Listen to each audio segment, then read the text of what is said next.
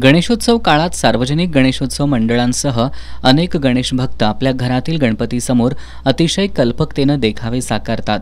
असा एक लक्षवेधी देखावा करवीर तालुक्यातील आडूर इथल्या किरण पाटील आणि रोहित पाटील यांनी साकारलाय। विश्वचषक क्रिकेट स्पर्धेत भारतानं अजिंक्यपद पटकावलं।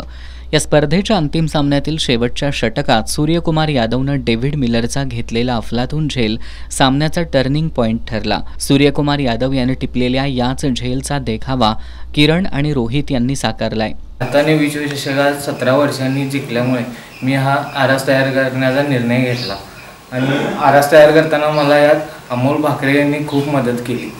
किरण आणि रोहित हे रोहित शर्माच्या फलंदाजीचे चाहते आहेत। रोहित शर्माला विश्वचषक घेताना या दोघांनाही पाहायचं होतं। हे स्वप्न यंदा पूर्ण झालं।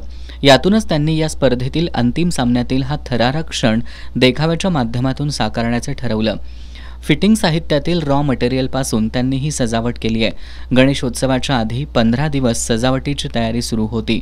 झेल घेतानाची ही कल्पक सजावट पाहण्यासाठी लोकांची गर्दी होतीये।